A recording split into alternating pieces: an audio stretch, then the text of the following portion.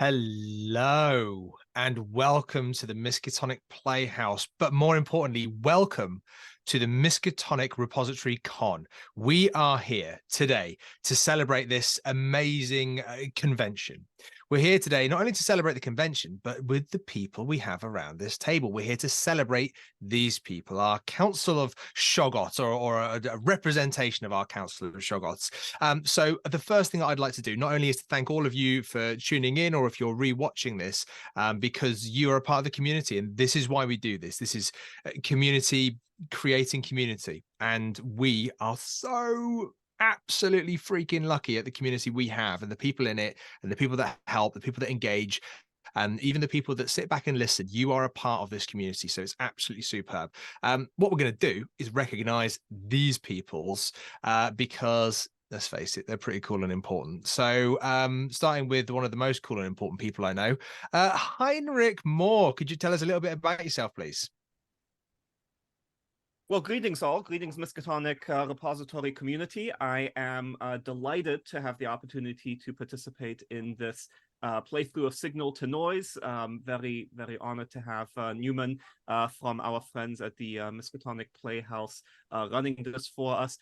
We are on day 2 of Miskatonic Repository Convention, which is the convention we organize, of course, for celebrating the repository community, giving everyone a chance to run their scenarios. And if you are here, then presumably you know all of this. But if you are watching it on replay, then hopefully you will join us next year. I am perhaps best known as one of the organizers for the convention, but also for my YouTube channel, Heinrich Moore Presents, as well as the Heinrich's Call of Cthulhu Guide to Character Creation, also available on the Miskatonic repository. And Newman, I'm not sure, shall I introduce who I will be playing today? Oh, yes, please. Absolutely. Well, I will be playing Alexis Margolis, a reporter who has thus far been somewhat relegated to some of the what she perceives as less interesting aspects of the reporting job, studying local burglaries and mostly pet shows. Very big coverage of pet shows here, but that may be all about to change as there's an opportunity for some true hard-hitting news that this community deserves. So looking forward to diving in, and I shall stop there. Excellent. Thank you, Heinrich. I think it's time we hear from Leslie XPLovecat Horn. Leslie. Hello. I'm happy to be here. So my name is Leslie, but I'm also known on the internet as XPLovecat, which is my YouTube channel. I'll talk about role-playing games and a lot about Call of Cthulhu. So today I'm going to be playing Blake Curry, who is an intern for the WSHP TV station. And I'm so pumped to be playing this intern because I know everyone's coffee orders and I'm ready to go today. Excellent. And well, last but most certainly not least, we have Al Diesel Smith, also known as Al the Diesel Smith or Al Dieselmeister Smith. Al, tell us about yourself and who you're playing, please. Yeah, I write and run games, and I'm not an often I don't usually stream, but anything for the con, and it's a game with Newman, so I couldn't turn it down. But yeah, your boy Diesel is going to be playing Sam Holt. He's a police officer, and he's taking some time off to go work on this investigation. He's got a cool mustache. I think that's probably the most important part about him. Joe, that is a perfect link because this is, as Heinrich mentioned earlier, the game we're playing is Signal to Noise by Colin Richards. This is an outstanding game, and I was lucky enough to play this in a previous convention. So it's set in the 80s and it's described as an analog horror. So when we're talking about cool mustaches, we mean cool mustaches. And in my head, that's very Beastie Boys Sabotage kind of mustache.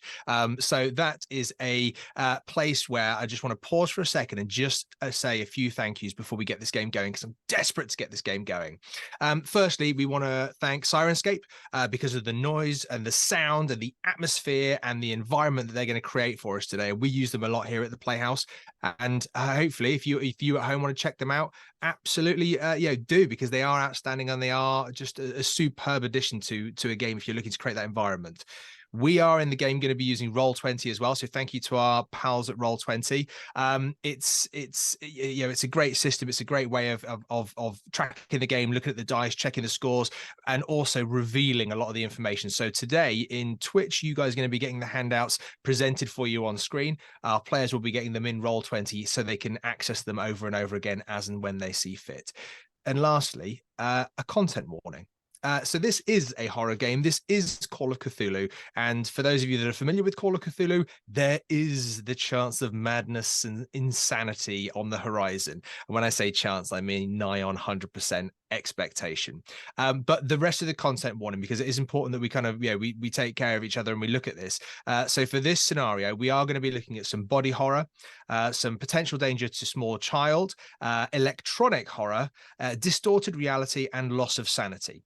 So please look after yourselves at home. If you're listening to anything that you think is a bit too much or isn't for you, please tune out, but you'd be very welcome to tune back in or listen to a repeat if you felt that you were comfortable to do so. And on that note, we will pull back the curtains and we will roll the dice as we begin Signal to Noise. Blake, you are running through the corridor. You have 3 cups of coffee in your hand and you're trotting through the corridor. People are coming at you left and right, but you see down the hall going into one of the rooms. This is in the WSHP news building. You're on one of the higher floors, one of the important floors, so this is really important not to spill your coffee. You've basically got to weave through all these people rushing around, very busy place. You see someone wheeling a TV set on on a tray into one of the rooms, and you know that's where you're going. You know that's where your boss, Mr. Rosenbaum, is with some guests. I'm going to ask you for a dodge roll, Blake, because there are people coming at you left, right, and center. Copy in their hands, tapes, papers. Okay. Go on. What did we get? Extreme success. Oh, Blake, you are the best intern that WSHP has ever had. You are. I was made for this. Made for this role. Those coffees, if anything, when the the barista, they put the little pattern in the thing, that wasn't there. But now, because of your dodging, there is now a WSHP in each of the coffee barista tops as you weave in. And what you actually do is you manage to slip in just before this gigantic TV on this tray, these wheels, is wheeled into the room. And as it's, you step in and you see, predictably, Mr. Larry Rosenbaum, who is the boss, who is the managing director here of WSHP. But you also see 2 other individuals. Diesel, I'm going to come to you first and ask you a question. Are you in uniform? No, I'm taking time off in order to look into this as a personal favor. So I've got more of my classic, red flannel shirt and jacket. Oh gosh, where are we? No. Kind of Pittsburgh, up in the mountains. I'm saying words and places in America as if I know with confidence, but you get the idea. Okay, then I got a Steelers hat on. There we go. Now we're accurate. So Steelers hat, mustache, flannel is what we're seeing. Yeah. Alexis, when we look over at you, what are we seeing? The type of worn out, kind of bedraggled reporter that some people spend hours trying to perfect the look of, but to Alexis, it just comes naturally. So she is wired. She has a notebook out, taking notes of it's unclear what, but she is constantly writing, constantly looking around, paying attention to everything. She captures the room wherever she enters. So she is definitely attracting attention. But yeah, just looking this kind of beautiful mix of bedraggled, haggard reporter, as though she's been up all night, and still makes it look good. Nice. Okay. So Blake, as you come in with these coffees and you kind of bring the room to a stop, Larry was kind of just lit a cigarette, and Larry is there. He's this kind of, graying, bit wiry, but commanding the room, standing up, whilst Alexis and Sam are sitting down. And this Rosenbaum is kind of, and thanks for coming, and like I really. And he's kind of putting one out as he's getting another one out of the pack. And you come into the room and everyone kind of stops and turns. I think they were expecting the TV, but you snuck in there first. Blake, what are we seeing when you come in the room? So we're seeing a very large shoulder pads with a jacket, a very nice jacket, a very presentable, clean white button-down shirt, and a skirt to match my jacket. Very low heels so I can do my running.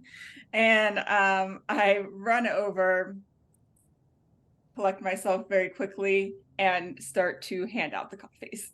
Excellent. Well, as you come in, and Larry Rosenbaum actually pulls a chair for you. He takes one of the coffees off you and pulls out a chair for you and gestures for you to sit down. Okay, great. Thanks, Corey. Right. Look, I'll cut to the chase. So this is 1989. This is a foggy Tuesday, 10th of October, and it is a bit of a grim day. So this is quite an unusual gathering. You've all had your reasons for being there. Blake, yours is that you work there and you were told to be there. Sam and Alexis, you might have your own personal reasons for being there. But Larry comes across here. He's coming across as quite a personable fella. And you know that he's big time. He's big news. You wouldn't necessarily expect this guy to stop in the street and start chatting with you, but he's talking to you now like as if we're all friends. Thanks so much for meeting me today. Look, let's cut straight to the chase. There is a menace in our community, and I want them found. Their activities, they need to be stopped. I want them brought to justice. Okay. On the Alexis, he comes and taps your notepad. He comes and taps your pad as he's speaking. On the September 18th, around a 10:15 in the morning, some wacko hijacked the signal broadcast for some weird stuff for a minute, while a whole bunch of kids are watching cartoons. We don't typically, record our outgoing broadcast, but our head engineer, Frank Mars, good guy. We're lucky to have him. Frank Mars, he saw it. And about 24 complaint calls from angry parents sure as heck confirmed it. Parent after parent after parent. I mean, is there one thing you don't want when you're setting up a mayoral campaign? Parents moaning about their kids watching horrible stuff. Anyway, hey, I digress. Look, the thing is, there's no way to track this. There's no way to track where the intrusion came from. And honestly, we thought maybe it was a bit of a fluke or one-off, one of them hippie pirates or whatever, trying to broadcast whatever it is. We issued an apology. We didn't really think too much about it. But then a few weeks later, we got another one.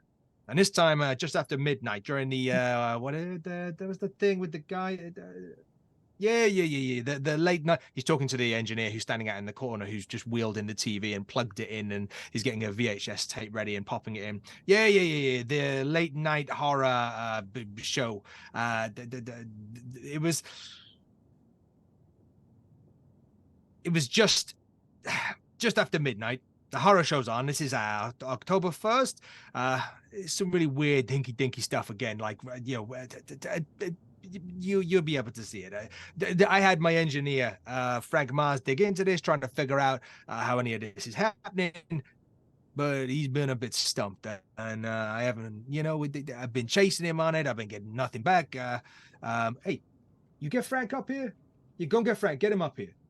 And, last Wednesday, during the 5 o'clock news, WHSB News, we get another one.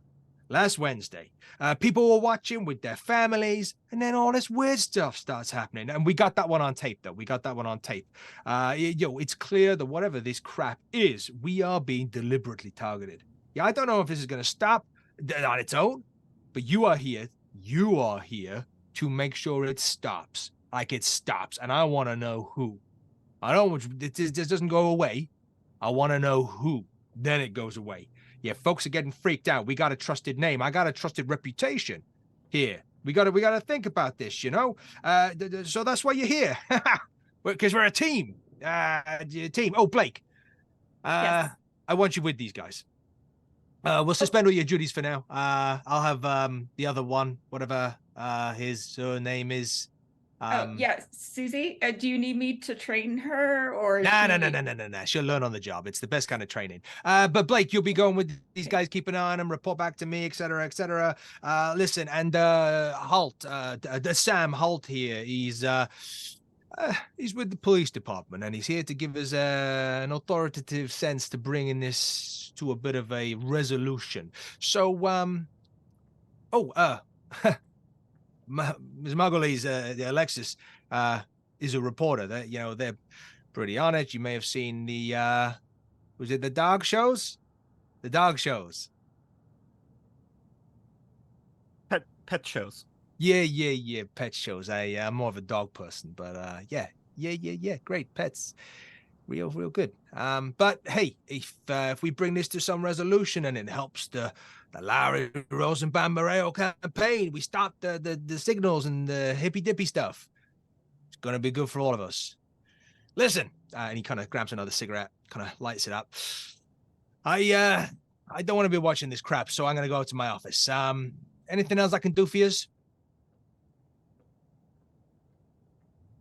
Can you bring up Engineer Moss? Mars? Frank Mars. Frank Mars. Yeah, we got to talk to him. Talk to him right away. Yeah. Okay, Blake, you stay here. You're needed here. Susie! And eventually, Susie, kind of, you hear this like tap down the corridor. And Susie kind of pokes her head up, and it's just like, Susie, go and get Frank Mars. He's down in the basement. His office is in the basement. Susie's like, what? And looking at you, Blake. What?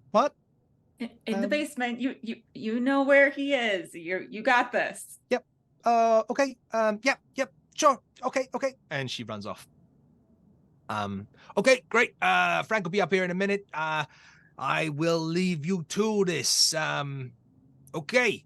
And he presses play on the video machine. So what's going to happen, on Twitchers, you shall get this live to you, but our wonderful team are about to get a handout. Investigators, you should have the handout for this for you, and there is a link in the Roll20 chat that you can click. I would ask that if you open the link from the handout, please don't get rid of your Roll20 screen or your other screens. And I'll give you a few minutes to watch it. I'll watch it with you, so we're on time.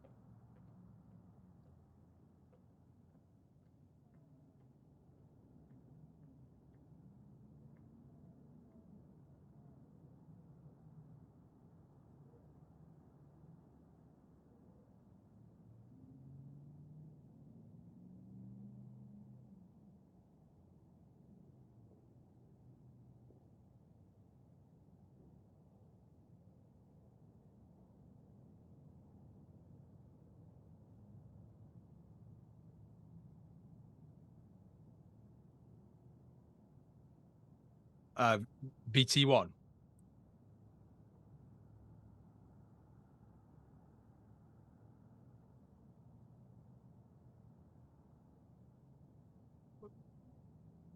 Fourth of September.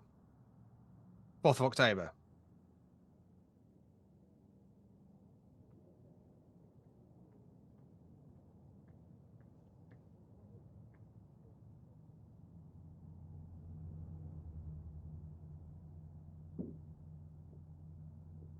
Okay, investigators, if you give me a thumbs up when you're done with that. Cosmic, who's my magic man in the background controlling this, were you able to put that up on Twitch?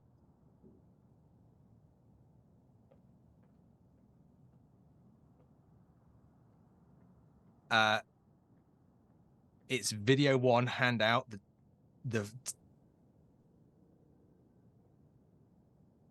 Sorry, 4th of October is the one you're looking at.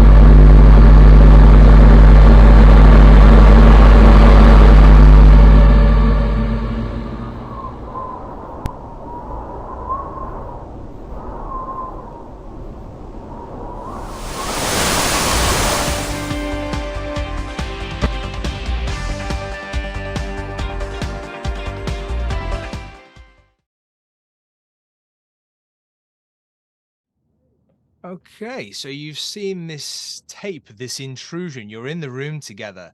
You're sitting, I guess, in a moment of silence. What do you do? Yeah, I immediately get up. I rewind the tape because I'm kind, and then I will press play again, and I will have everyone watch it again, and I will keep doing that until someone tells me that maybe that's enough. Maybe that's enough. About when you go to press it the third time to play, I will speak up and say, no, that's not good for our brand. Maybe we shouldn't watch it again. Oh, quite right. Good initiative, Blake. Well, Detective Holt, Officer Holt, what do you make of it? This is probably one of those satanic cults that I've heard about, been reading about, and they train us in law enforcement about these satanic cults. They're going around doing all sorts of stuff like this. Damn fine coffee, by the way, Blake. Oh, yes, thank you. Officer, do you think this has anything to do with this new game known as Dungeons and checks notes Dragons? Yeah, probably they're all worshiping Satan through that game of Dungeons and Dragons. It's the video games too. Probably. I've seen those arcades and such. They're learning things from that. That checks out. I don't play any games. None. Good, Blake. Eye on the prize. Keep busy. Keeper, do any of us recognize the area that is ever so briefly shown in the video? I am thinking that we saw some trees. Maybe it's a park area. Listen, this means nothing to me as the player, but possibly to Alexis it would. So that is certainly one initial question I have. I want to know if we recognize the face such as it was. And also, once Maz joins us, I want to know whether or not all of these broadcasts have been the same. I know we only have a recording of one, but possibly we have statements of people complaining, what it looked like. So those are my 3 questions right now, but there will be more to come. Excellent. So answer to the first one is you can give me a roll if you like, something like an intelligence roll or maybe even a natural world roll, but it's going to need to be a pretty bloody high success to recognize or get any sense of location. Well, Alexis, for all of her diligence and good looks, intelligence is not her strongest characteristic, but nevertheless, here we go. Okay. And how did that go for me? Well, it's a success. It is a success. And Yeah. If you tell me that spending some luck would get that down to what I needed to, that would be 7 points of luck for me. I would certainly be willing to make that sacrifice. Heinrich wouldn't tell you. Don't tell him. Just I know he wouldn't. I know he maybe. wouldn't. He's playing on the fact that we've got an audience. Oh, yes. Okay, yes. look, I can give you a little something because there is a success there. So I'm going to give you a little something, and I would be playing you the wrong cards if I said give me spend some luck and I'll give you some more, because I won't. What you get from that is just looking at those types of trees, looking at that area. You know that there's kind of like bare-born trees, and it doesn't suit the kind of the parks within Summer Heights. This is the town. It doesn't suit the kind of the area. You've got lots of green parks, but it's a lot more manicured. It's a lot more looked after and presented, family friendly. What you were looking at there, you think was quite a completely rural area. It didn't look like it was urbanized in any way, but Summer Heights is, as we said, with my amazing geography, it's in the Americas, Pittsburghy kind of mountainsy area. There's lots going on, so it's probably not within central Summer Heights would be the information you're able to pull from that. Alexis, what was your second point? It was the face. You asked me if there was a recognition of the face in the video. Yes. No, there is not. Which I can just tell you straight away. You've all seen this face now on the video, but it is not something that you're looking at and going, "Oh, I've seen that on a postcard," or or whatever. It is completely new and quite Yeah, there is a chord it strikes with you. There is a sense of concern and fear. You know, you're talking about this Dungeons and the Dragons. You're talking about the devil cults and things. This face, it instills a sense of fear. The last thing, Heinrich, you said you wanted to speak to Frank Mars about something. Was that right? I think we want to know if all of these broadcasts have been the same. These interruptions have been the same. Perfect. Susie comes trotting back up. You hear her shoes, but you also hear another pair of shoes, heavy boots, kind of walking behind. And Susie kind of runs up to the door. Hi, Blake. I couldn't I couldn't find Frank because he's not. I mean, he's not been. I got Gary. Gary, can you? Did you check Frank's office though? Like, oh yeah, no, I checked his office. Yep. Okay. He's not there. Gary walks in. Oh, hey, I'm Gary Coombs. I was told you needed an engineer. Hi, Gary. Thanks for coming up. Hey, Blake. Do you know where Frank is? Oh, yeah. Frank's busy. Oh, okay. Busy here? Well, I mean, you know, he goes out and, you know, checks on the relays and things, and you know, he's been working from home a little bit, I think. But he's fine. You know, it's all good. Everything's fine. Everything's fine. Is there anything else I can do for you while I'm here? Gary, have you been in tune with these interruptions that we've been experiencing? Oh, well, I mean, Frank was leading on that, and you know, Frank was doing some considerable work on that. Yeah, I think he even had Sandy do look at all the call, the complaint calls and things. That's the boss's. You know Sandy, but Frank, I think he did a little bit of Blake. Between you and I think he did a bit of homework on it, on trying to find out what's going on. I don't want to say too much. Gary, what aren't you telling me? Well, I mean, so Frank, I mean, he's not been drinking. I can tell you that. I mean, but I am serious. No, I see you laughing now. He is not drinking. This whole thing with the pirate signals and the intrusions. It scared him. It scared the bejesus out of him. Do you want to come and see his office? I mean, he's left a few things down there, and it would save me saying things when I don't have to say things about my coworker if you just saw it for yourself. Yeah. I think seeing his office would be very helpful. Okay. Well then, come on down. He's going to walk you through the WSHP news building, and you're very welcome to talk to him on the way down the stairs. So you're on the third floor now, and you're going down to one of the basements. So it's a bit of a trek. You've got a minute or two to chat to him and just ask any questions. But you can see how busy this place is.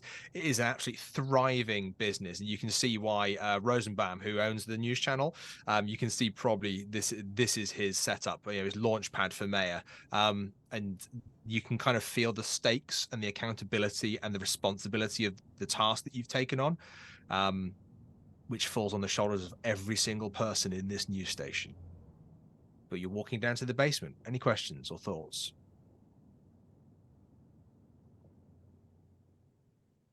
I will inquire, how do these pirate radio signals even work? How's it possible for someone to hijack the signal? Oh, that's a good question, Miss. Well, to do something like this, you know, we've got our main tower. You've seen it outside of this building. It's like a 200-foot red and white essential Eiffel Tower looking thing, and that is our central broadcast of you know, it covers a significant amount of area, but what we also have is some relay towers around the outside, supporting around the mountains, so that when you don't get line of sight, this helps extend the coverage. Now, if you were trying to reverse the signal, against the receiver to broadcast, you've been needing some pretty high-tech equipment, stuff that you can't just do. And even an engineer like myself, I would struggle. I would need to go to a specialist to get that equipment to be able to do this. But as I say, I'm not the expert on this. Frank Mars is, but it will be challenging. You'd need to be a real tech head, Are there any of these specialists in town? Yeah, well, I mean, there's Frank was pretty cozy with Cal. Cal McCloskey, he runs Electricals. Electricals. His name's Cal. That's really good. Yeah. I'm laughing on the inside. Okay. I was just checking. So Electrical, I mean, he's the guy that I think Frank goes to. I think they've worked on a few projects and stuff in the past, but he's the guy. He's the guy. You want to know something you don't know about electronics? You go to Electricals. That's the advert. Oh, here we are. This is Frank's office. And he opens the door, lets you in. It's a very dark, dim room. There's a light on the desk. There's papers scattered around, a few little kind of diagrams, maps, and things. You can see that there's like a work area that he uses for work, and then there's almost like an upturned box, which has got an empty coffee cup and a notepad and things on it. That kind of seems to be where he works. And Gary just kind of stands there. Well, I guess I'm here if you need me. I'll be just outside. Looking into the office, is this a normal state of how I think Frank works? Like, is he pretty disorganized, or is this out of character? Yeah, he is a relatively disorganized. So he is an electrical creative genius, not necessarily an organizational genius.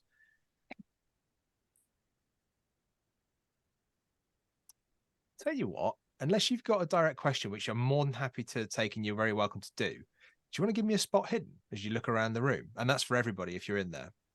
Why not? Spot that hidden, baby. Spot that hidden. Ooh. Okay, well, just for our listeners out there, if you're listening to this on a repeat on a podcast, we're just going to get these guys to shout out their roles here. Blake, can I ask you what you rolled? A success. Excellent. And that's looking like a 45 over 50. So it's a good success. Sam, can you tell us what you rolled, please? I got a hard success. Hard success. And just as well, 30 versus 60, but still a brilliant hard success. Alexis, can I ask you what you rolled, please?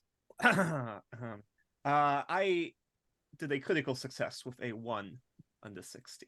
What are the odds?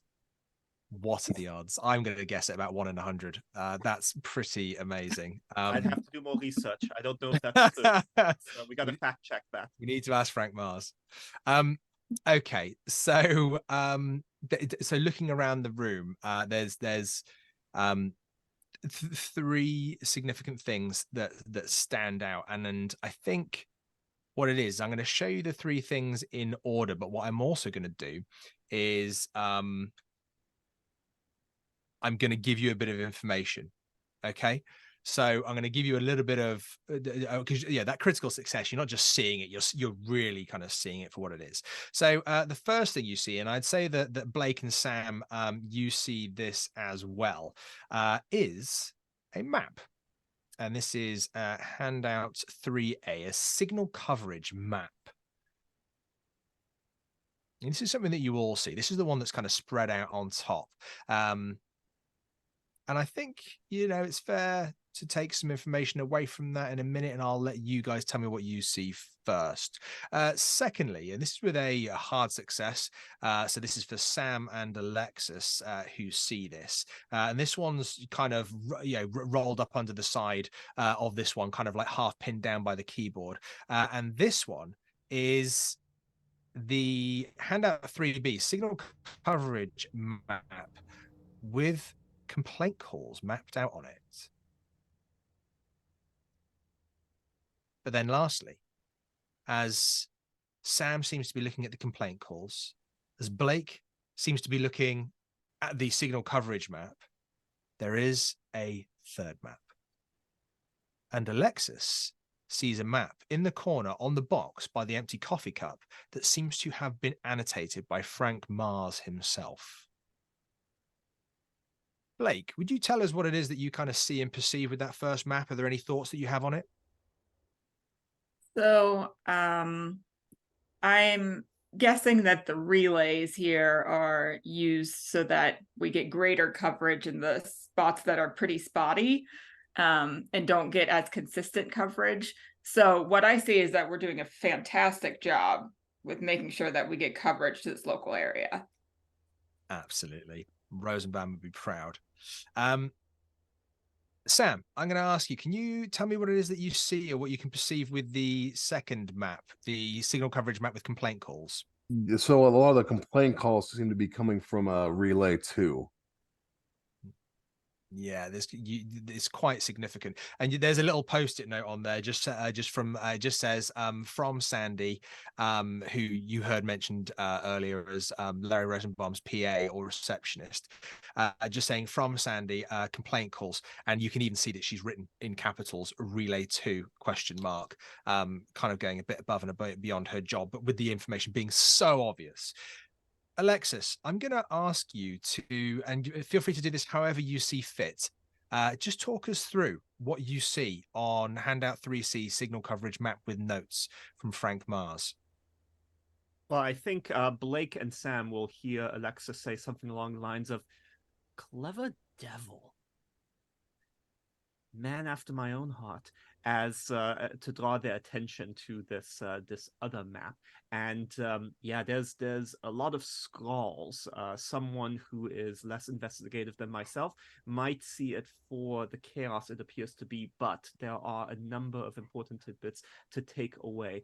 Clearly, Frank was engaging in some level of research on his own, looking into these matters. There are a number of technical schematics along with what may be frequencies and equations written down. Perhaps he's trying to figure out the type of signal. He has written a number of notes, some things not terribly helpful, like broadcast interruptions coming from where, in town, outside town, he didn't seem to be sure, but he did record a number of possibly other schematics or structures outside of these relays. He also noted that there was a lightning strike on relay number 2 on August 30th between 1 and 1:45 p.m. possibly. There's a question mark, question mark.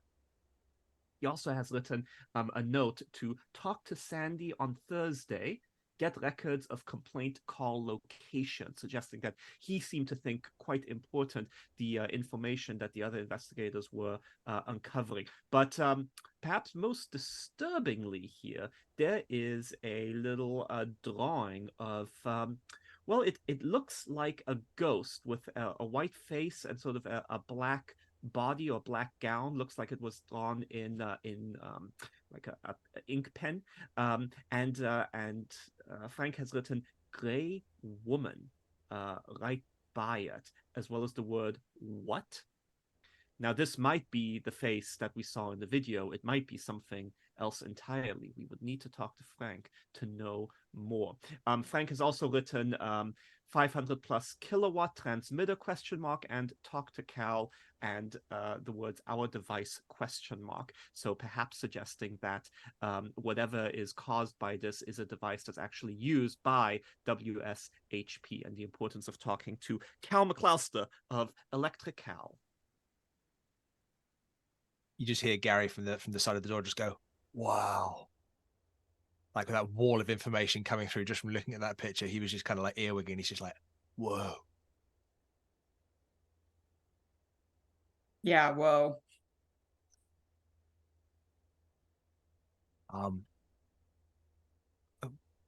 Blake, sorry to interrupt.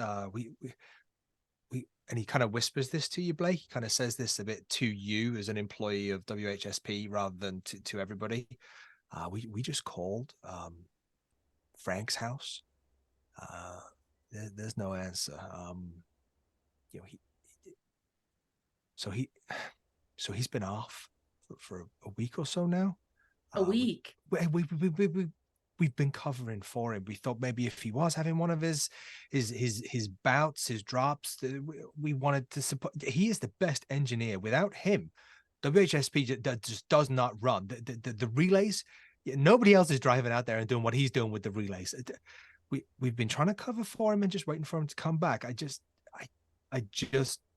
wanted you to know we called and we were saying that maybe you guys would be looking for him, but there's no answer.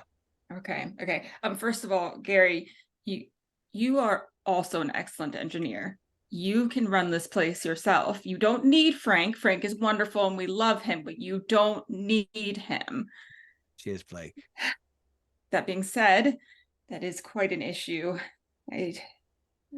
Any thoughts on where he might be other than his home? I mean, he might be at home. He just ain't answering.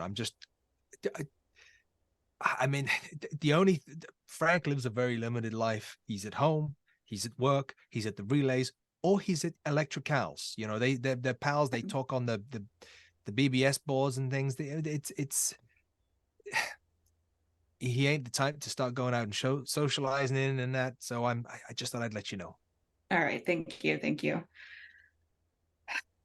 I'll turn to Alexis and Sam and just I've been informed that Frank is, shall we say, missing.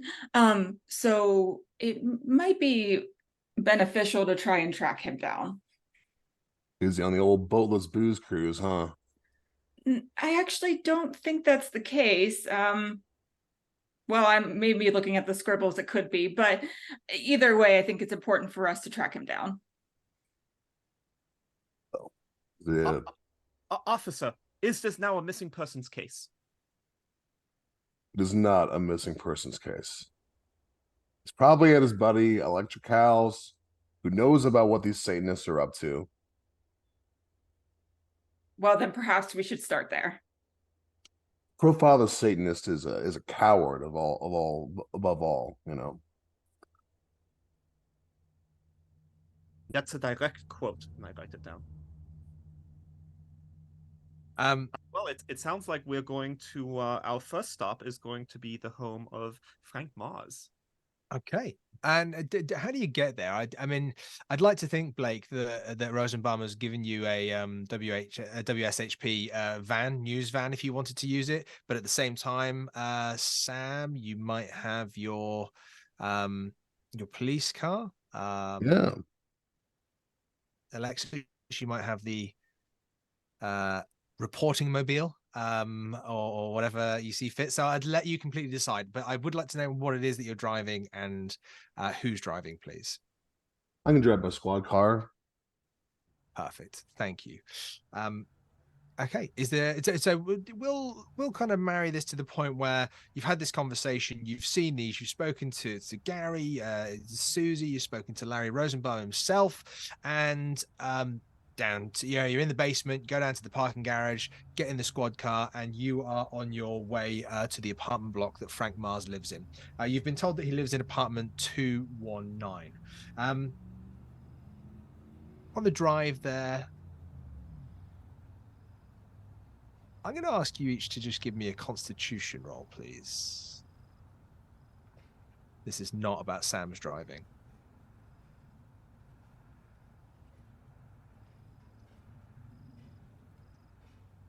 Okay. Blake, what was your constitution roll? Success, 47 over 60. Nice. Sam, what was your constitution roll? Success, 44 over 80. Excellent. And Alexis? I am making sure to keep the mathing, and I have failed with a 77 over 50. Excellent. What happens in this particular moment then, Alexis, is that as you're driving over to the apartment block, Sam, you just head down driving? Are you talking? Are you listening to music? What's going on here? I'm probably pontificating about the vicious Satanist and all of his wily ways, probably to an uninterested Blake, but I leave it up to Blake whether they're interested or not. Blake, you interested? I'm at least appearing interested. Such a vital skill. Absolutely. That intern's going to go far. That Especially intern is going kids. far. With those coffees and that pretend I'm listening skill. Okay.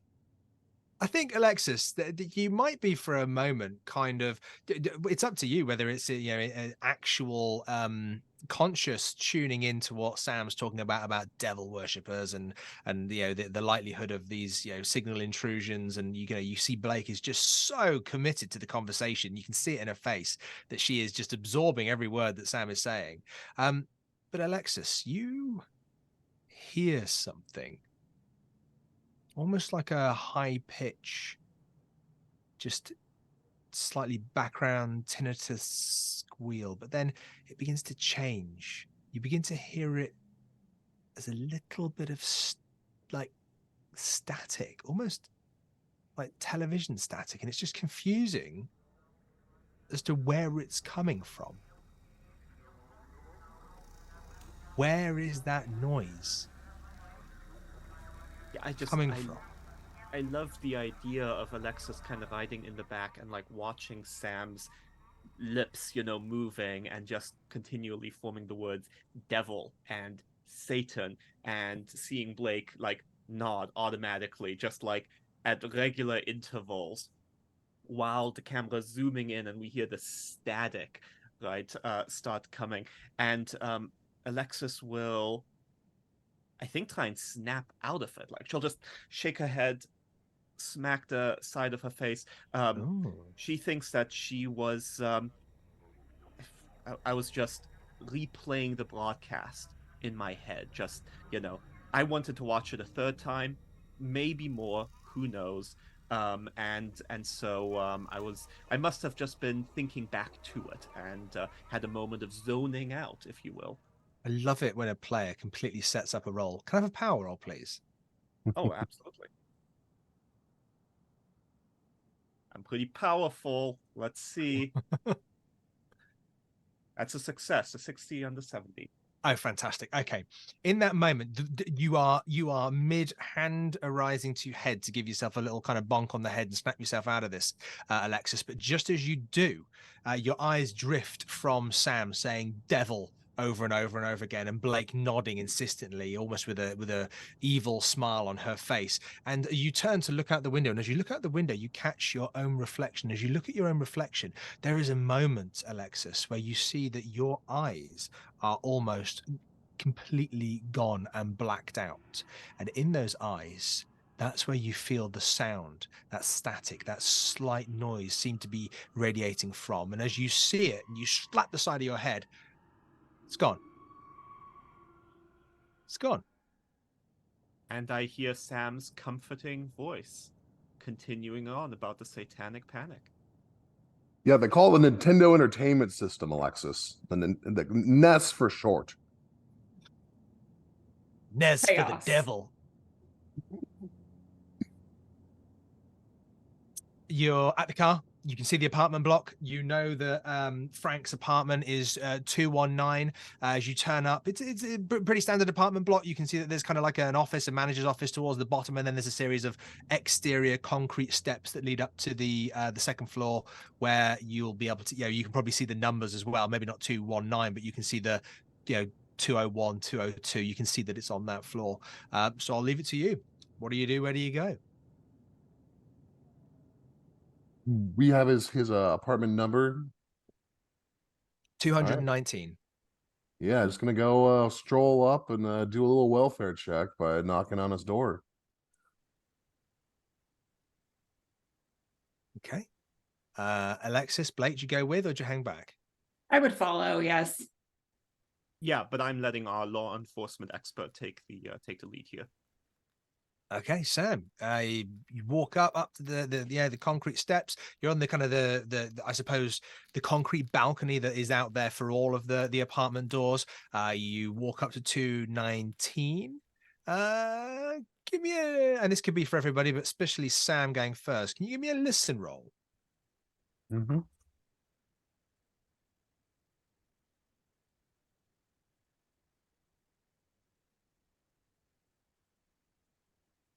Okay, Sam. Hard success. Yeah, you did. Yeah, you did. You can hear something, Sam. You can hear something so intently. You can hear from inside the apartment. Welcome to the 11 o'clock news on WHSP News. Today we are, and you can hear the television in the background, but it is channel 17. It is the WSHP channel in the background playing. And you hear some news story about some charity event upcoming. And then when the advert comes on, you hear a very familiar voice of Larry Rosenbaum going, Rosenbaum for mayor. If you want a safe community where people are looked after and definitely are disappearing and things like that, then vote for me. So you kind of hear this, the television's on. What do you do, Officer Holt? Just go turn back to everyone else. He's passed out watching TV. Like, that's clearly what's happening. Let's go get the landlady to let us in. Or landlord, super, whoever's there. I agree we should get the landlady, but let's not assume that he's passed out. It's a good theory. Yes, of course. Very good theory. But maybe let's just prove that before we start spouting it. When you guys are talking about this, and almost as a moment of a prediction of what was going to happen, this small silhouette steps up from the stairs, and you hear and you see this older lady. What you doing there? What are you doing outside Mr. Mars's apartment? Ma'am, I'm Sam Holt. I'm with the police department. We're doing a welfare check here on Mr. Mars. Oh, don't you try and fool me. You're not wearing a uniform. Well, I'm in plain clothes right now. Off duty. We're working on this matter, but here's my badge. Okay. Sorry, officer. Sorry. We get some weirdos around here. As everybody does. But well, yeah. Officer, is Frank okay? Well, that's why we're checking on him. Oh, okay. And are these other police officers here? He's looking at you, Blake. Oh, I'm actually Frank's coworker. I'm extremely concerned about him and also knew where he lived. So that's my purpose for being here. Oh, so you're from the news, channel 17, huh? Yes, of course. Are you a fan? Oh, yes, I am a fan. And hey, listen, I said there's some weird stuff here. If you wanted to do a story, my name is Doris Fletcher. You can come here and you can interview me, and I've got lots of things to tell you. And if you didn't want to know about that, I've got other things to tell you too. My cousin's husband's brother, so he was growing pumpkins last year. He was growing pumpkins for Halloween, and I tell you, he grew the biggest pumpkin. It was so big that my nephew, who's 8 years old, was able to sit inside it. Wow, that's incredible. Oh my gosh, I will absolutely be talking to you. Can we go back to the strange things for just a minute? What do you mean by that? Find that strange? It was so big as her nephew could fit inside it. Yeah, maybe not the pumpkin part, the part right before that.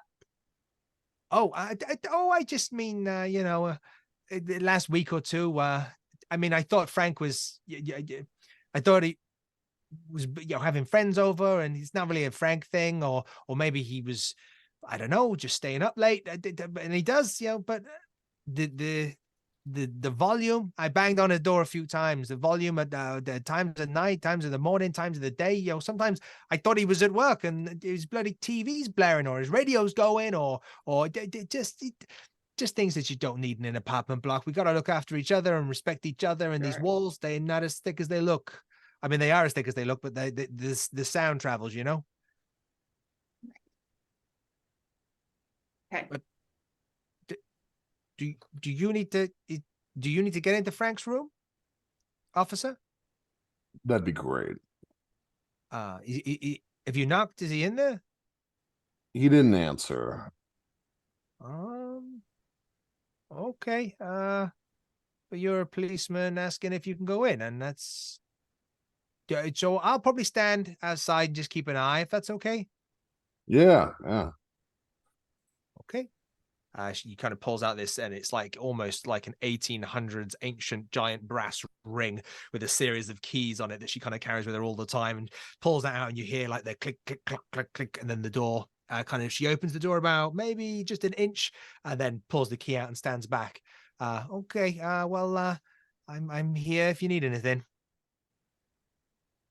Thank you, Doris. Thank you.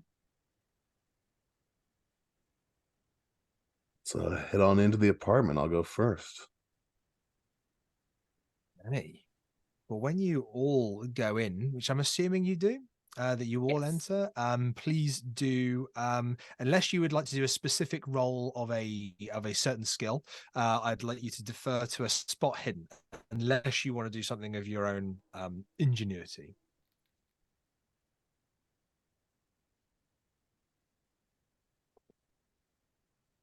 Okay, right. Blake, what did you roll? A hard success, 12 over 50. Nice. Sam, what did you roll? Hard success. What the hell is going on here? 60 and over 60. And Alexis, what did you roll? Not looking forward to the latter parts of this scenario when all of this catches up with me. But Alexis has a 2 under 60 for an extreme success. She dives into this room, and she is going to explore every nook and cranny. Excellent. I'm going to echo your words, Heinrich. Later on, I am hoping Roll20 will sort the dice out and tell a slightly different story. Although I'm loving these successes. I'm loving these successes because I get to reveal all the cool things in the scenario that Colin's written. So you go into Frank's apartment, and that TV, as you go in, that TV, it changes from channel 17 and the news and the mayoral adverts, and it almost like the TV almost pops and then just drops into like a state of static. You just hear this static playing in the room. It's not quiet, but it's most significantly just there. You can't get away from it. I'll describe things to you in the order of successes, but I recognize that we've got 2 hard successes mere points away from each other, and an extreme success. So this is what you all are all able to see. You go into the apartment, and first of all, it stinks. There is a waft of old food, rotten, left out, and you can actually see it as you go in. You can see as you go into the main room itself, which is immediately the living room, that there is, on the right hand side, there's a TV unit, a bit of a bookshelf which is filled of, some magazines, a few vases and things, but actually it's more kind of electrical kind of books and things that you can kind of see there. You got a big giant TV that's in a wooden cabinet as well. You can see opposite that in this living room is an armchair, a singular armchair, and that singular armchair has a small table either side of it. One's got the TV controller, one's got a bowl of cereal. And that cereal has turned to some kind of excellent yogurt at this point, thick, almost too hard to even be yogurt, and it stinks. You've got that horrible stench. You can see on the floor to the side as well is like a takeaway tub that's been left open. There's some noodles in there that's full of mold, and that's kind of spilling out on the carpet as well. You can see this armchair is an incredibly well-used armchair, and that there is the indentation of what you can only presume to be Frank Mars, and that's it. There's a few pictures up, nothing significant. There's an old one of an old couple, you might presume to be Frank Mars's Ma and Pa. There's a little desk off into the corner. Again, there's a couple of coffee cups there. There's a couple of beer cans that are kind of left on their side, but only a couple, not as if someone's had a big bender or anything. But when you're looking at that, and I think probably Blake and Sam, the beer cans might draw you in, what with the previous commentary on Frank maybe having a few drinks. You do see, and Alexis, you see this as well, but significantly for these two, you do see that there is a note on the table, and this is handout 4A, a note from Cal. Could I ask, Sam, would you read this out loud for us, please? Sure. Frank, so I guess the booster gizmo was a bust, eh? Oh well, lightning's a bitch, but hey, it was worth a shot. Here's something that might interest you. I got the plans from a new BBS I dialed up last night. It's a signal jammer. Just point Adjust the dial for modulation, and away you go. Not sure it'll ever be useful, but it sounds like a fun weekend build at any rate. Pop on over if you need some new parts or a beer. Cal. And on that note, as soon as you finish reading that, Alexis, you look up the thought, what's Cal talking about? What's he saying? You look around, you look down, you realize that you're standing on something, a sheet of paper, perhaps even a plan. And this is handout 4B, a signal jammer. Could you describe to us what it is that you see there, please? So I see what looks like an array of almost like a flowchart, but it is clearly a technical diagram. We see lines connecting to circles, connecting to boxes, connecting to triangles. We see at the very top of the diagram what looks like sort of an old walkie-talkie, though it has 3 prongs and a large dial embedded in it, as well as a frequency monitor, and looks like a push dial that could go up and down, as well as a couple of buttons. Also see that written in the lower right-hand corner of this note is amplitude modulation settings, a 45 amp, a number of other numbers going up, and a note that reads, variable frequency must be adjusted based on signal to noise ratio. And my mind will first go back to the diagram and wonder whether there's any overlap between this diagram and what my photographic memory would recall from the scrawlings that Frank had in his office. Can you give me a... what suitable roles do you have, Alexis? Do you have engineering? I have some mechanical repair. I have some electrical repair. Those might be the most applicable. I've got photography. I don't see that. I've got computer use. I don't know how much that would translate to this, though. Those are the most applicable things. Yeah, absolutely. I think we're probably looking at the most, to get an actual answer here, I think we'd be looking at electrical repair. Electrical repair. All right. I will try and cast a spotlight over to Blake, perhaps. And I will pick up the drawing, draw it to her attention, and ask her to think back to the diagram that we saw in Frank's office, and ask her if she thinks there are any similarities. I'm making this out to be like a learning moment, maybe a teaching moment, but really I just don't know a lot of electrical repair, and I don't know what I'm looking at, so I'm hoping someone else may be better at it. Yes, there might be some similarities here. I'm gonna roll a failure of 93/10. I start to describe this like I totally know what I'm talking about. And I'm like, yes, I think you're onto something, and then it just kind of trails off, and maybe Sam can help too.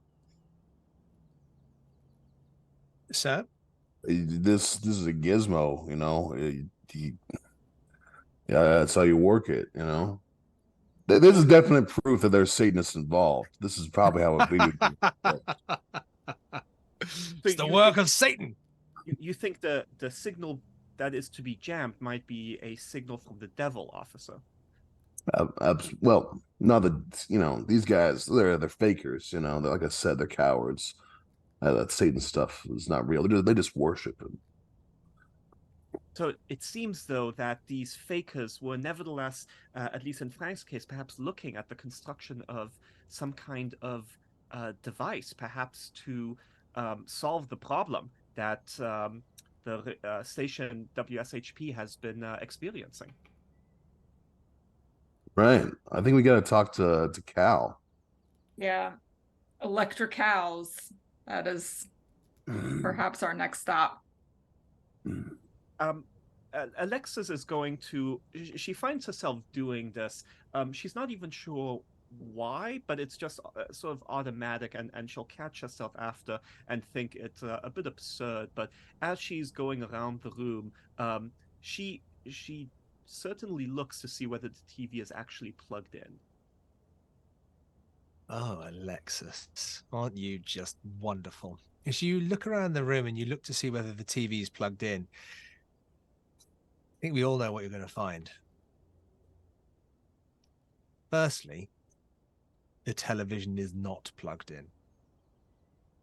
And secondly, you find a small box that is the approximation probably of the length of your hand, with one or two antennas sticking out and dials on it, but it looks burnt out and broken. But you can, after having just seen a diagram of a signal jammer, recognize that this was a signal jammer that appears to be burnt and broken. Alexis, can I ask you for...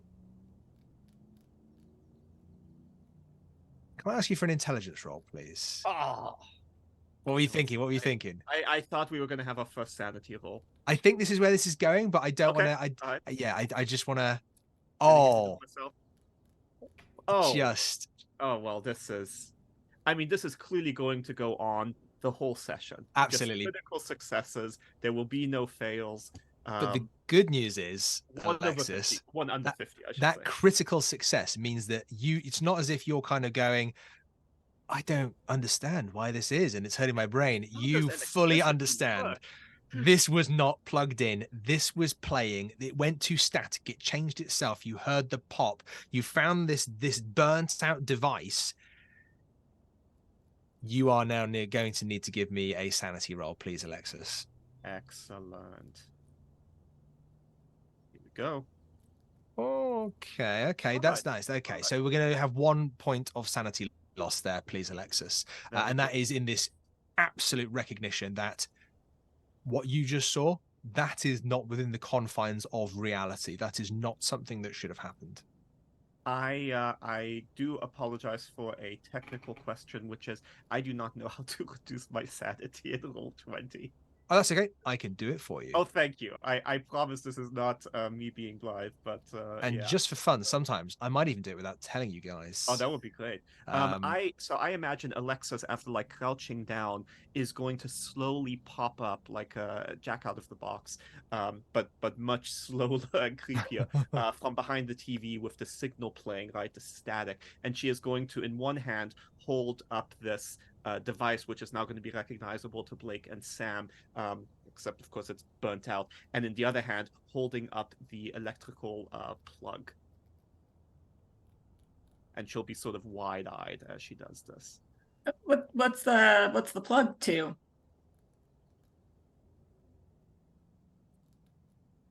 And her eyes will slowly go down to the TV that she's standing behind. Oh.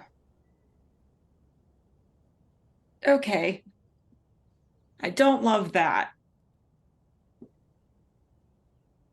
Gizmos. What are you gonna do? As you say gizmos, what are you going to do? The TV pops back on and there is static, and there is this feeling of static, and there is this oval shape within the static that you can kind of see there.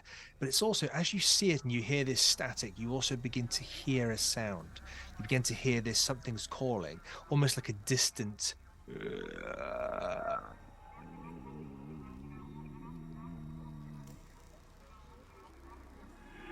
and then it pops and stops. You hear Doris's voice. Everything all right in there? You could say that. Okay, then. Tell us about that pumpkin. And Alexis is going to leave the room.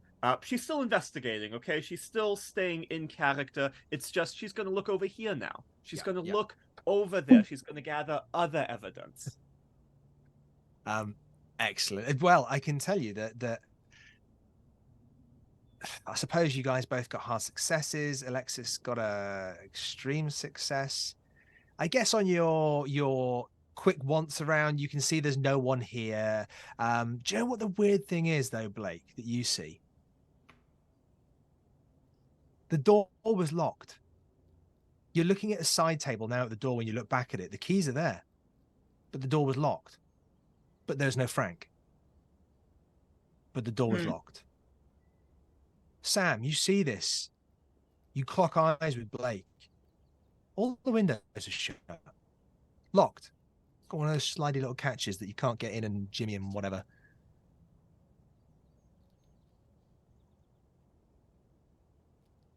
Did he have another set of keys that he then locked his apartment after leaving his TV on?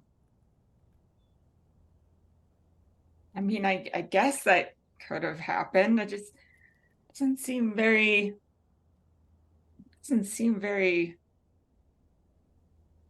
logical.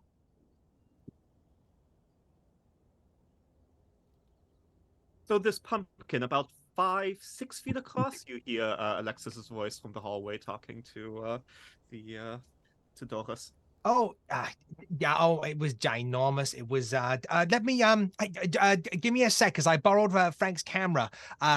When I took a picture of it.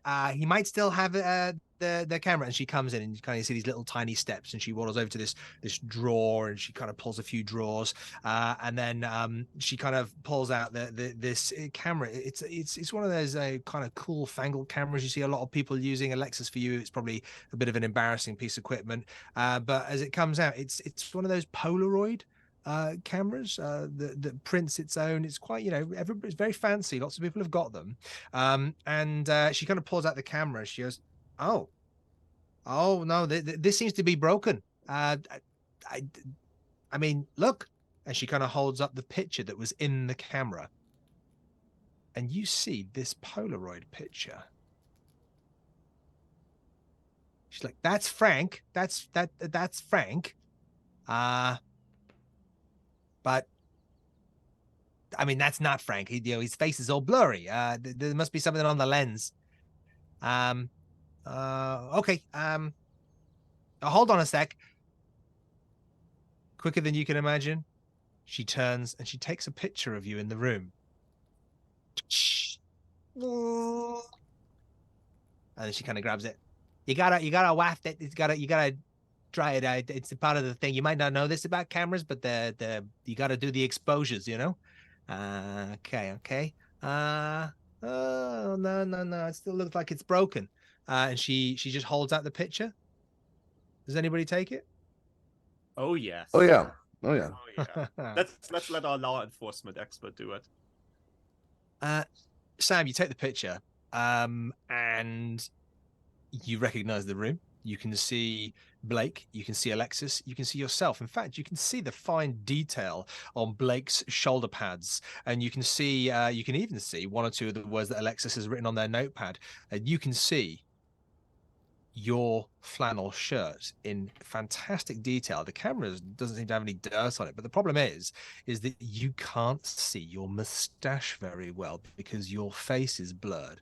But also so is Alexis's, and so is Blake's. Your faces, bizarrely, if you looked at the picture of Frank Mars, different place on the screen. So it's not the camera is what you're able to surmise very quickly and momentarily in that. I imagine Sam is having an existential crisis right now, not Yeah. seeing his mustache. I was just wondering whether there's an intelligence roll to see if you understand that, but I think it's straight to a sanity roll. I think there's straight to a moment there, Sam. And I think this is probably, does this lean onto Alexis and Blake as well? You're all looking at this picture of yourselves where your faces are distorted. I think I'd like to see a sanity roll from all three of you, please. For sure. I don't like being shown in this type of light with the blurriness, as it just isn't for me. Okay, let's see what we've got here. So we've got Sam Holt. What was your sanity roll? It was 98 over 50. That is so close to Fumbletown. I believe it is a fumble because I below 51. Is it below 51? I thought it was below 50. You live and learn, people. No, I think and do you know what? For today, Al, we're going with your rules. Yeah. 100% going with your rules. I like it. I like it. Okay, we're going to come to that fumble in a second then, please. Alexis, what was your role?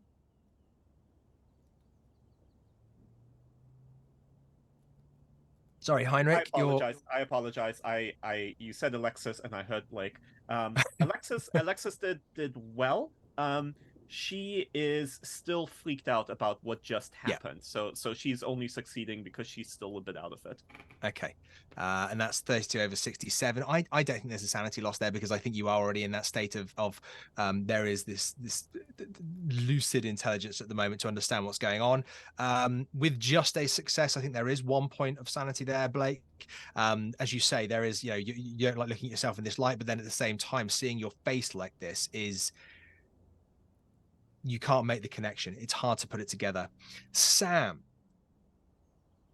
I think in this moment that there is, I want to see this fumble go, and I've got an idea, but I'd like to ask you, do you have any ideas where you think this fumble could go? You're looking at this picture, your face isn't there. Alexis's face is not there. Blake's face isn't there.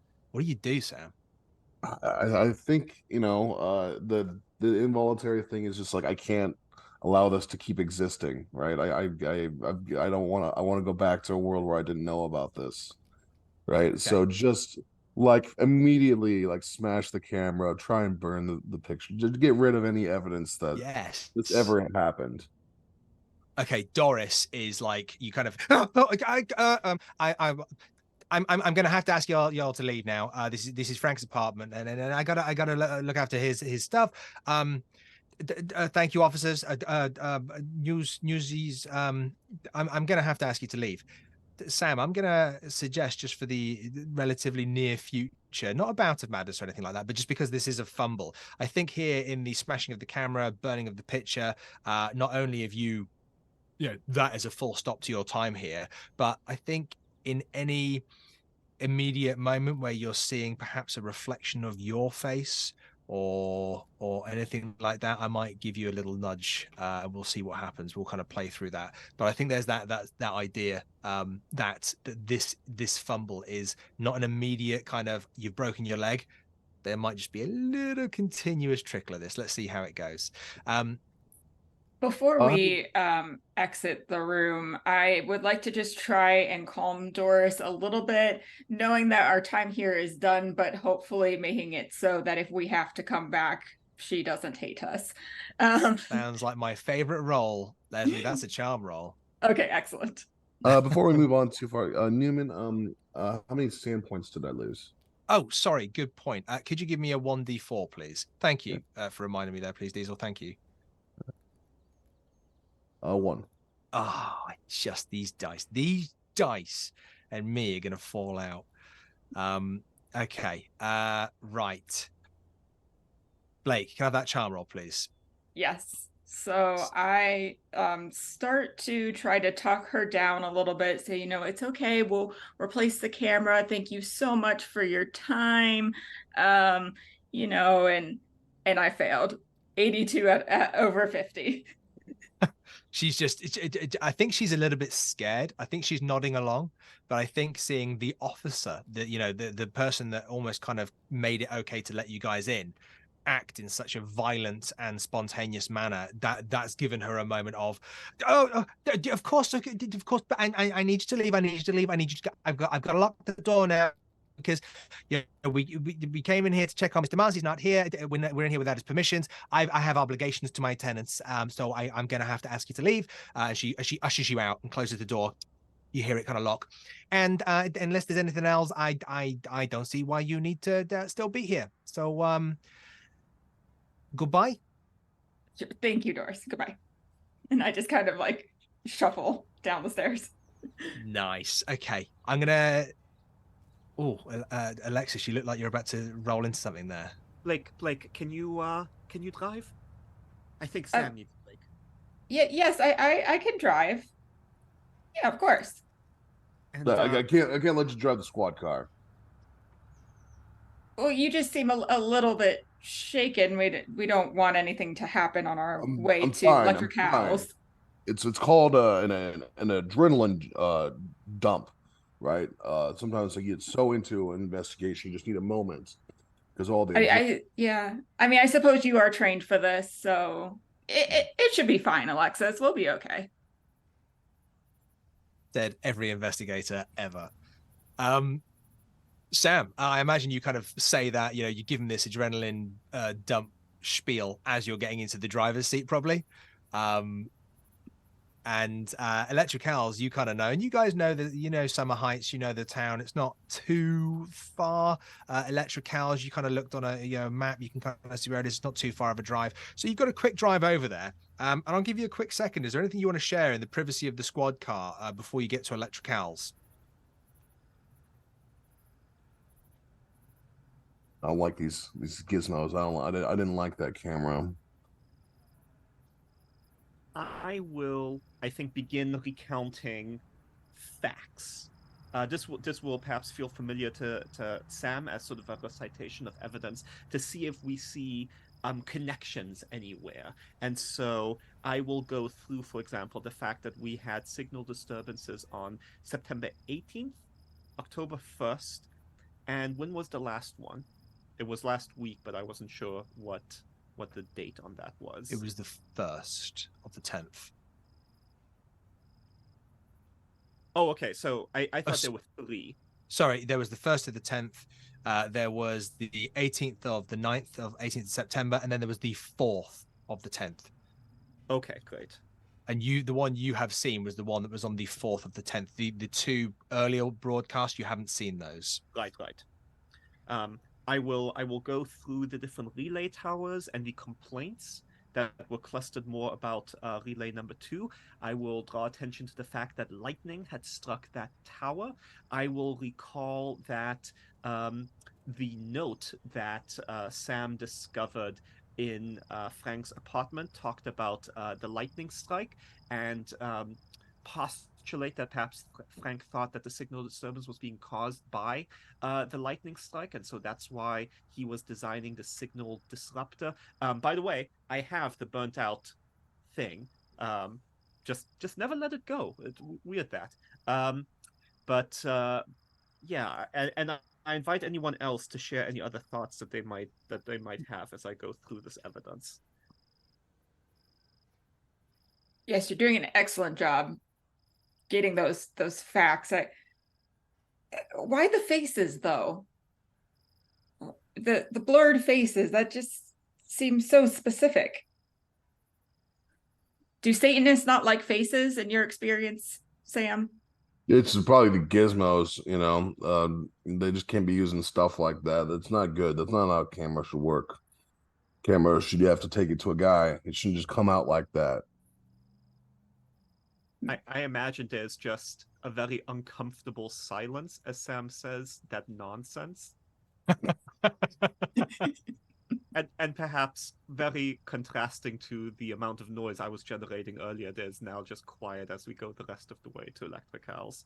And everyone just nods quietly to the last few statements as if they're agreeing, but in awkward, like, okay. Perfect. Okay. I suppose that last moment of silence before you pull up in the parking lot, which has a few different buildings on it, but one of them you can clearly see is Electric Owls with their wonderful sign they have outside of their shop. You pull up and you see that there's a lady walking around, blonde hair, kind of very casual clothes. She actually can't tell if she looks angry or tired, but she looks something. But she's walking around and she walks up to you even as you pull up in your squad car, Sam. As soon as you've parked, she walks up, she pulls up one of your windscreen wipers and she puts a flyer down, and then kind of walks over, and she kind of does that to all the cars. But you can see that she goes up to the telegraph pole that's outside of Electric Owls, and there's a poster that's on there. And you can see that she's looking at it, and you can kind of see this. There's a reaction. And she's kind of turning around, almost kind of like shouting to nobody. As you guys are in the car, you can just hear this slightly muffled. Who? What would you like to do, team?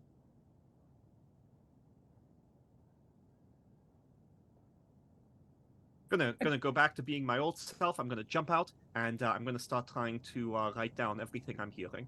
Excellent, thank you. So you come out, and as you write everything you're hearing. You know, she's not too far away. She kind of sees you jump out of the car, and you kind of see that she's pointing at the picture on the telegraph pole, and then kind of like almost talking to you because there's nobody else around. She's going, "Who in their right mind is graffitiing missing posters? I'm trying to find my son. I'm trying to find my son, and someone was writing gobbledygook on there. What the hell is wrong with people? I just need someone to help me find my son." And then she comes up to the car, and she's like kind of both hands on the bonnet, Sam, as you're either in or getting out or whatever you're doing. She's like, "This is you police car, you police, you must know something. Nobody has told me anything. I need to find my son." Ma'am, I'm gonna need you to calm down. Please step away from the vehicle.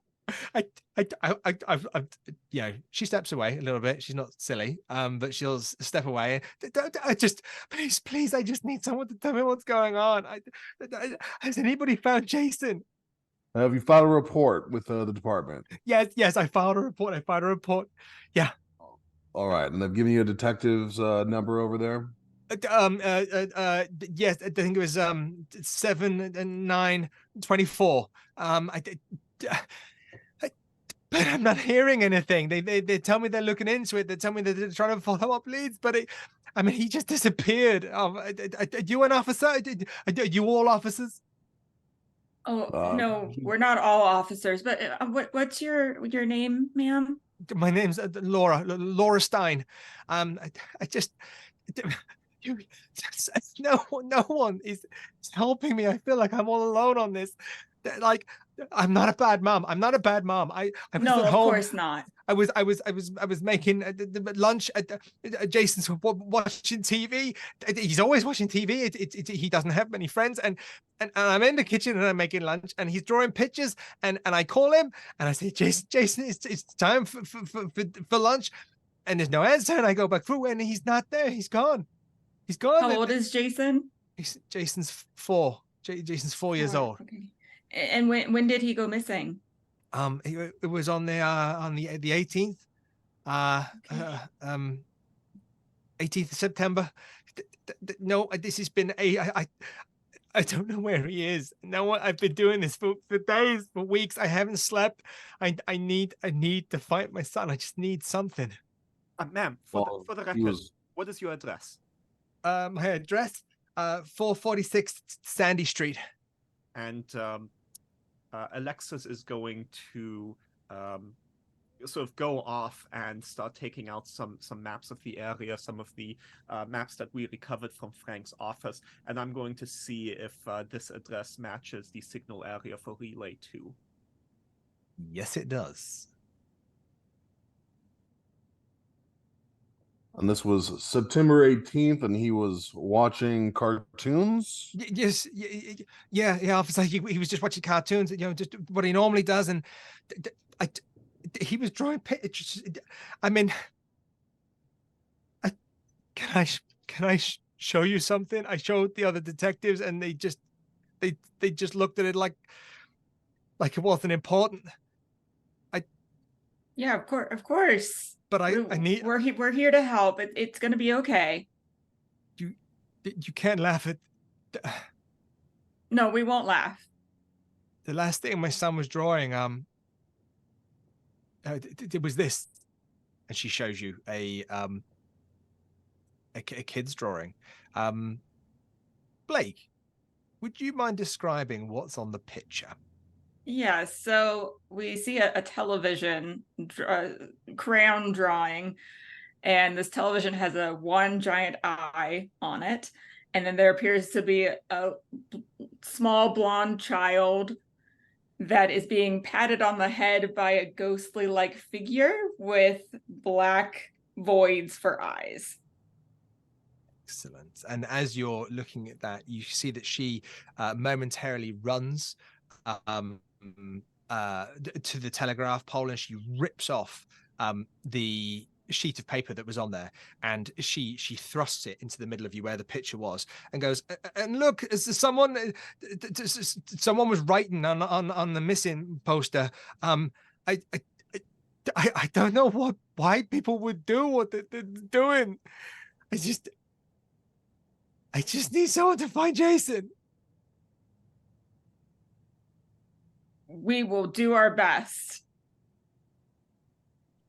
Look at this man. He's likely out with his friends, drinking, doing drugs, He's stuff like 4 years old. He's 4 years old. It's been weeks. He's 4 years old. I knew you wouldn't take me seriously. Look, they really start at young ages nowadays. It's a shame, but Jason is not one of the druggins, okay? This is an outrage. And she you see her kind of storming off now, and she's walking away. Do you think I was going to ask you for a charm roll. Do you think her son played Dungeons and Dragons? I mean, he might have. He's capable of rolling dice.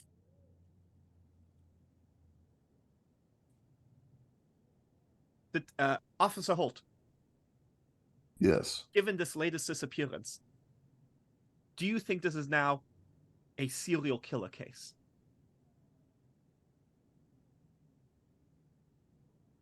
Let's talk off the record.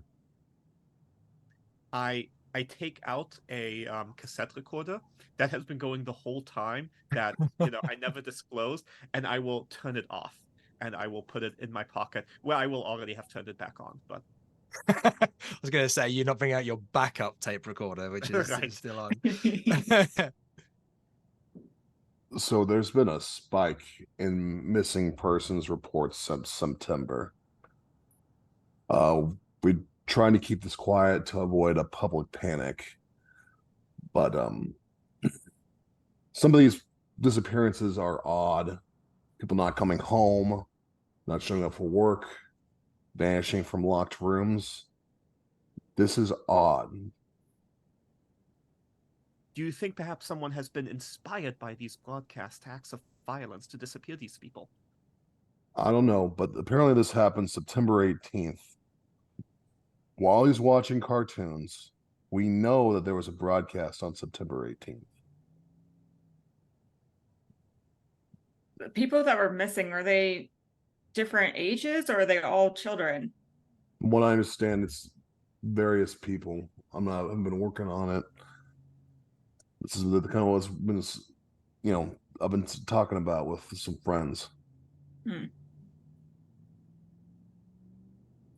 Perhaps there's a way of, knowing who watches these broadcasts, and then that individual who is tracking them can eliminate them, disappear them. Well, there's something else that bothers me. See that drawing that the kid made? That looks just like that gray lady on that thing that Frank Mars made. I mean, the color's different, but it's the same idea. Yeah, you're right. Perhaps it is a sketch of the murderer. Not an extremely helpful sketch, if I do say so myself. But yes, it could be. I'd say at this point, you're very welcome to carry on, but all of you, without needing to roll, you can kind of see that the doorway of Electricals is open maybe kind of half a foot, and you can see the silhouette of someone in there, the reflection of a little bit of daylight. We're talking, it's kind of coming out to lunchtime now, reflection of a bit of daylight on a pair of glasses. There is someone who is poking their head out and perhaps observing you. I like the idea of us, you see us all huddling together and talking and exchanging, and in the background we just see the door slightly open and a face poke out. Dun, dun, dun. And I think Alexis's head will pop out of the huddle, and she will point at that door and the figure and say, call out, "Mr. Electrical?" Oh, and the door closes. oh yeah, that was one of my finest acting moments, the door. There you go. Yes. You felt Uh, like I was there in the moment yeah. with you. The door closes. Whoever was there got nervous. I am not calling him that. I don't think it's a requirement. You'll be okay. Officer, do you think that could be the murderer? I think he's a dork. Come on. I heard that. You're behind the door. Cal, Hear that. Yeah. can we come into your store? Yeah. You gotta buy something. Okay. Okay. I'll go ahead and make my way over. The door just opens a little bit. Walk in. Hi. Hi.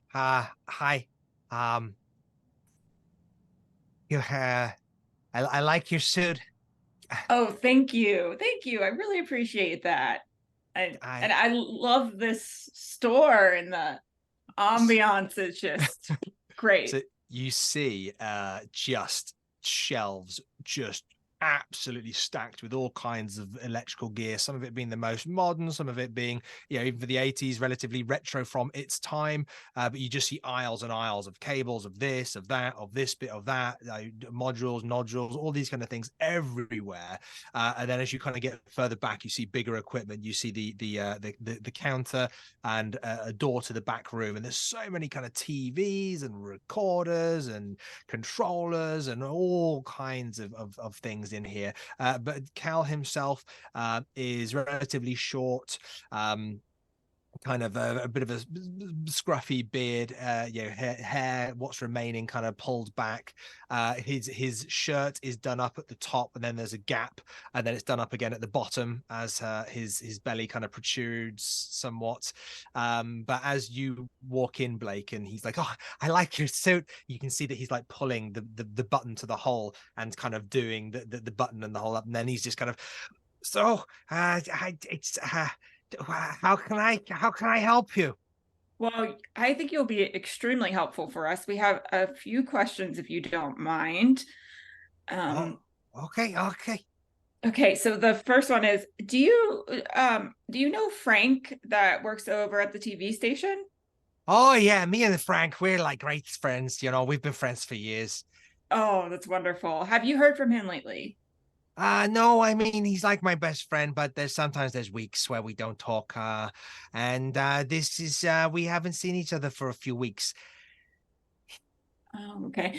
Before that time, were you guys perhaps working on some investigation for the disturbances and the broadcasts that we've had down at the station? Oh, yeah. Yeah. You can see there's a bit of a mood change here.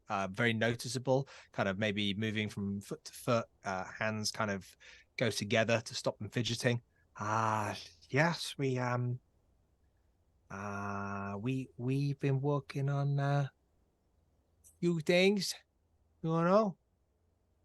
Okay, that's great to hear. That's awesome. Because we would love to hear a little bit more about what you found, so we can try and get to the bottom of what's going on. Who do you work for? You said you were from? Yes, I'm actually from the TV station, so I'm a coworker of Frank's. And then I have two friends here with me as well.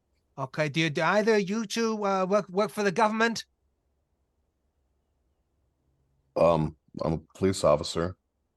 Oh, okay. Oh, I see how it is. You're bringing the police in here, are you? Oh, just because he is extremely intelligent and helpful for this investigation, so we need him. Okay, let me ask you this, Mr. Police Officer. You work for the man? What man? The man, the one that we all know is running the country, the one who's running the Illuminati, you know what I'm talking about. I wouldn't be surprised if there are reptile people under that skin under there as well, huh? If there is such a man, I do not work for him. Okay. Sam's clean. Okay. Are you, miss? Alexis is going to cut through this, and she will bad cop it by taking out the burnt out device, and she will slam it down on the counter, and she will say, "Enough equivocating. Tell us about this." Okay. You can see he kind of, not to take it or anything, but he puts his hands almost over it, over your hands to hide it, and then kind of looks up. Okay. Look, you guys have got to come in the back. You got to come in the back room. Okay. Cover that for a minute. Just give me 1 sec. Give me 1 sec.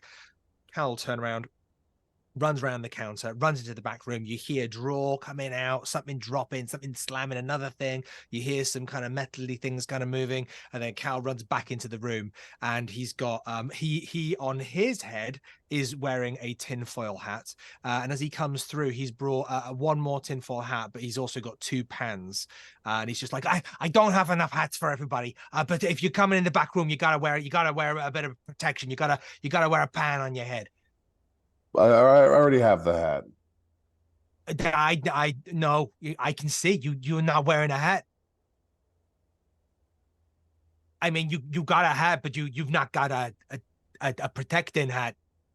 Do you have extra protecting hats? I've got these pans because I've only got 2 tinfoil hats. Oh, okay. I'll take the other hat. Okay, yeah, you can put that on. You're good. You come back. You can come on back with me. I'll just take my chances. All right. It's more about me taking my chances. If they know, if they're beaming into your head and you're working for the man, they'll see what's going on in there. Alexis will, with great determination, take both pans, put one on her head and put one on Sam's head, and say, "Let's go." Okay, we got this. We got this. Come on through.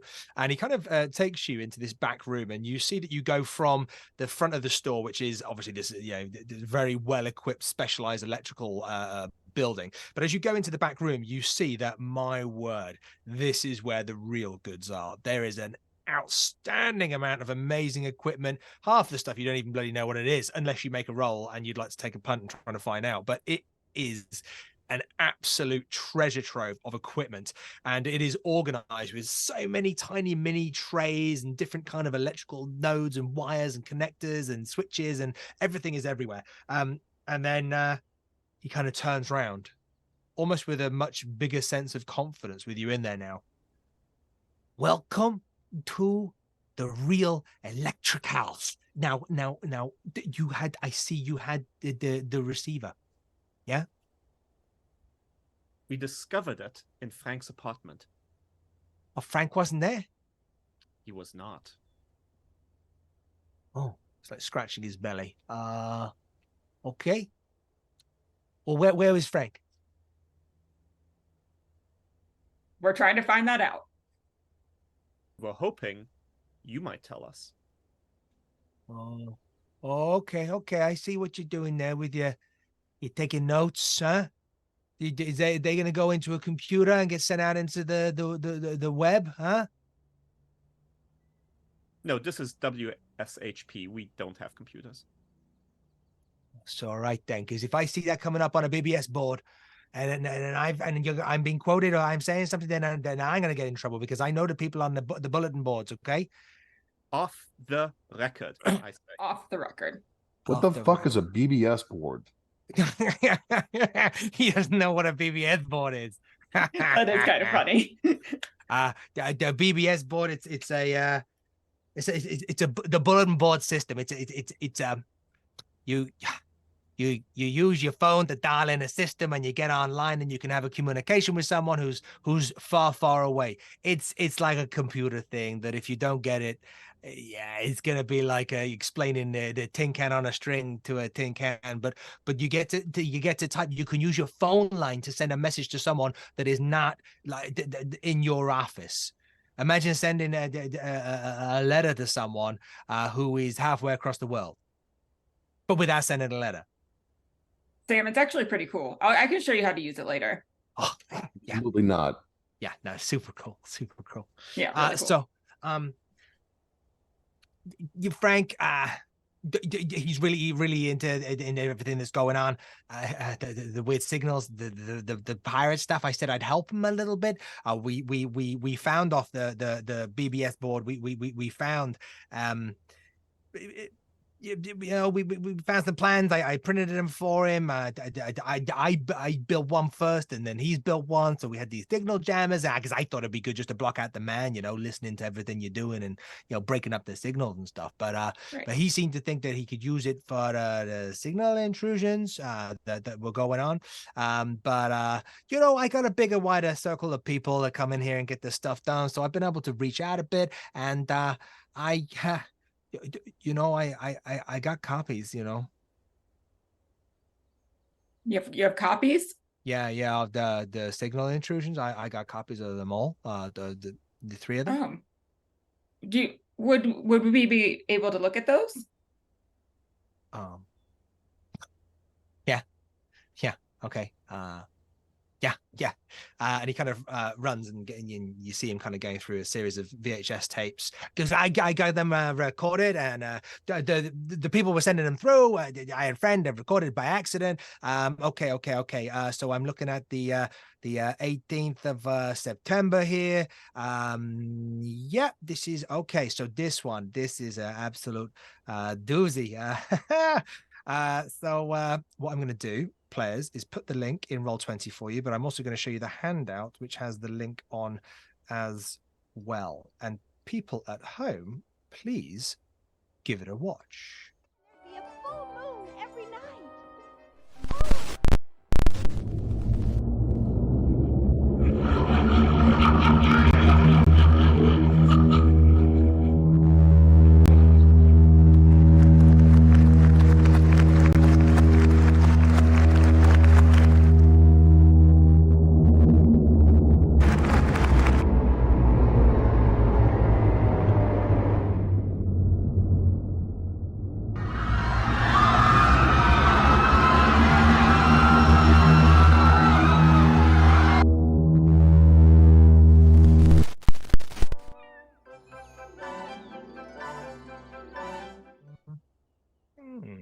Okay.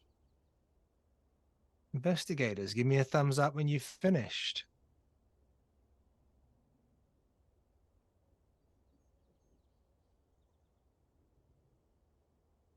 Excellent. Excellent. Electrical is watching you watch this. And as he watches you watch this, there is a discomfort, but also a glee in what he's doing. He goes, you see. So this was the one that came on during the kids' cartoon series, and so many complaints. Frank was saying that just he was talking to Sandy Fielding, and they just had a wave of complaints. But he was saying it was all up around Relay 2, which is the signal booster up in the Northeast. And well, I think he was onto something. That out there, that was when I think like back in August, he was testing out a signal amplifying device. It's not the same thing as the signal, the disruptor booster that we're doing. He was trying to patent an idea and sell it on to the broadcasters. But he did this. He created this thing and he put it up at Signal Relay 2. And that was the night that the lightning hit. Fried his I can see the officer here. But fried his signal device, and well, he was pretty upset at that. And then when this came along, he kind of became fixated on this, thought it was linked maybe to his signal amplifying device, whereas what we made now is like a disruptor. So the thing he made was making it bigger. The thing we've made now, because of the pirating stuff, is to break the signal, disrupt the signal. But anyway, this was the next one. I actually saw this one. And as he's talking about all of that, he's getting the next VHS tape ready, and he kind of puts it in. So what I'm going to do, again, investigators, is give you handout video 3, which is the 1st of October, 1989. And let you have that and let our people at home have that. So please follow the link and watch along.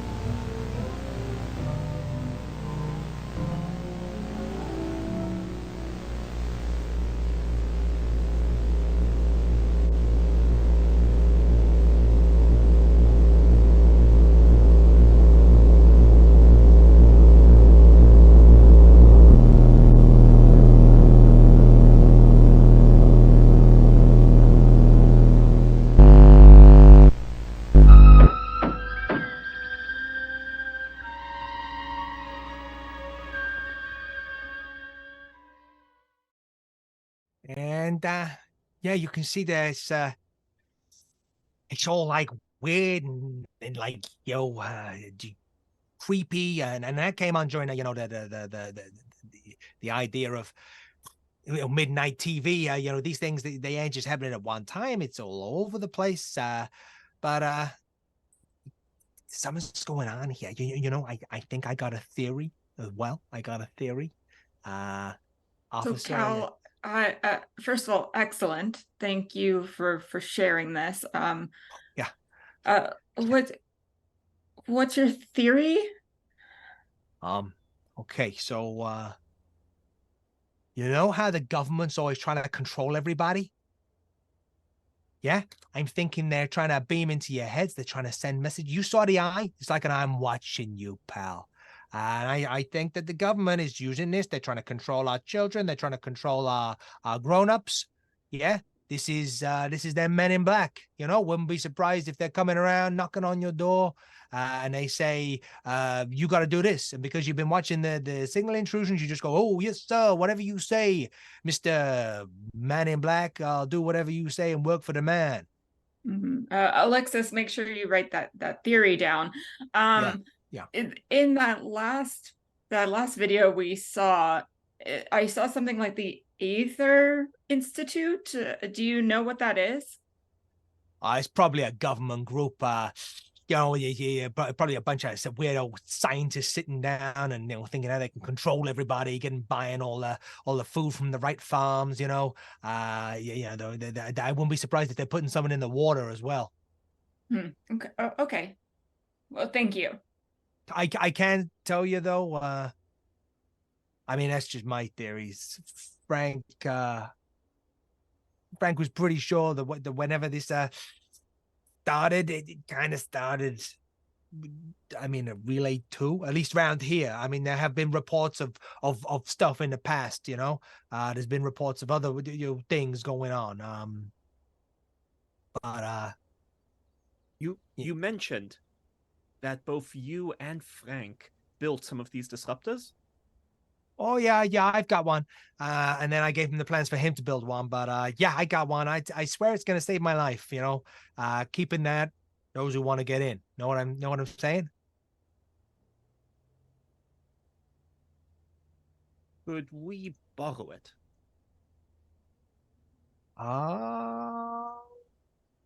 Okay. Why? What are you? What are you gonna need it for? I look at our law enforcement officer. Blocking dangerous signals. Yeah, I mean that's what it does. Yeah. Okay.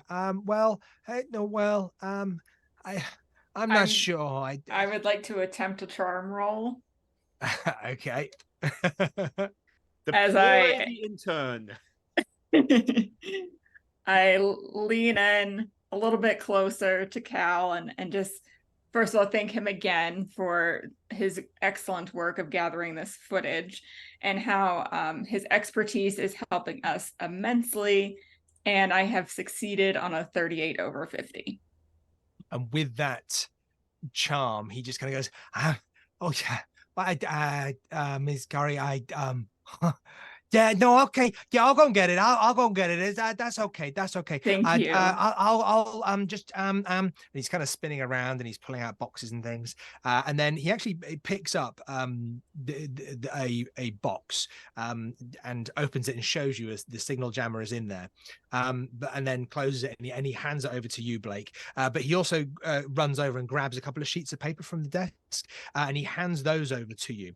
And he just says, just like I said, this isn't the first time it's happened, but can you kind of make sure that comes back to me, because it's a pretty big deal. Okay. And can I get the tin hats back? I'm gonna need those too if I haven't got my signal jammer. Yep, absolutely. Okay. I think I'm gonna close the shop up for a bit. I think I just need to kind of lay low and he's kind of ushering you guys out now. You haven't even looked at these pieces of paper. You got the signal jammer. I think I'm gonna close the shop for the afternoon. Maybe go stay at my mom's or something. Okay. Yeah. It's been great. It's just been great. And he just closes the door behind you. Bye, Cal. Bye through the door. Bye, Blake. Bye, Alexis. Bye, policeman. And he kind of like closes the door behind you, and you find yourself on the streets of Summit Heights.